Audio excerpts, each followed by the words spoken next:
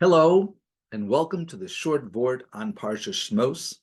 This series is dedicated to Lilui Nishmas of Mori, Naftali ben Yitzchak Isaac. May his name be remembered for great. And I say may his name be remembered because it's the Parsha of Shemos.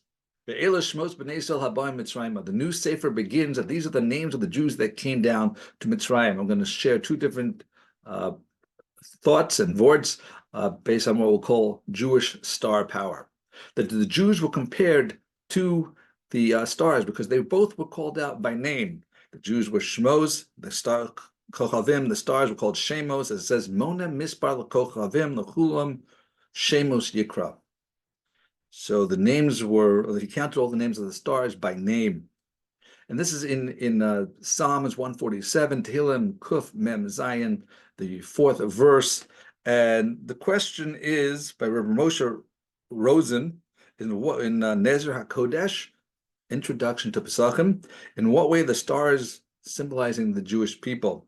And his question particularly is, to answer this, is based on Mona Mispar L'Kochavim. What does it mean to count the number of stars? Why couldn't it just say Mona Kochavim? He counted the stars. What do you mean by counting the number of the stars? So to the answer to this, he says that there's a difference between the roots of two different words to count. There's Mona, Mem Nun Hey, and Sphira, Samach Pei Reish as a root.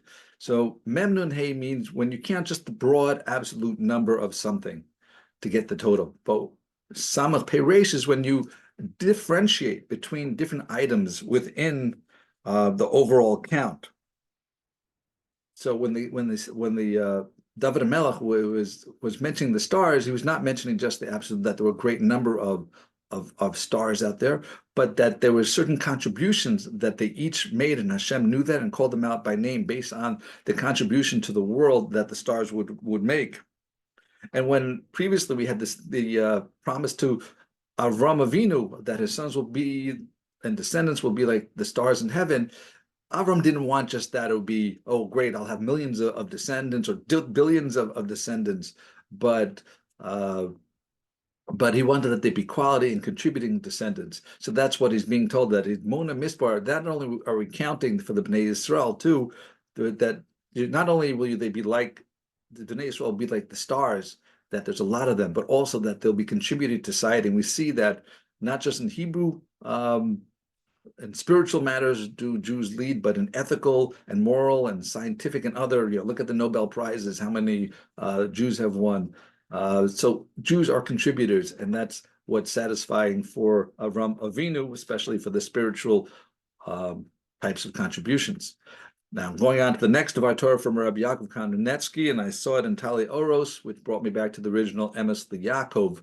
And it says about the Bnei Yisrael were coming to Egypt. So why are we compared to stars? We're compared to stars because during the daytime when the sun is out, you don't really see the stars. Occasionally you see one here or there, but because of the brightness of the sun, you don't see it. But as the evening comes and it gets darker and darker, then the stars appear brighter and brighter and you can recognize them. It's the same thing here. Like now that Yaakov Avinu has passed away, during his lifetime, you couldn't see the greatness of the Shiftei Kah, but as their forefather passed away and they're going to the darkness of this evil Mitzrayim, so then their greatness becomes more visible against this backdrop.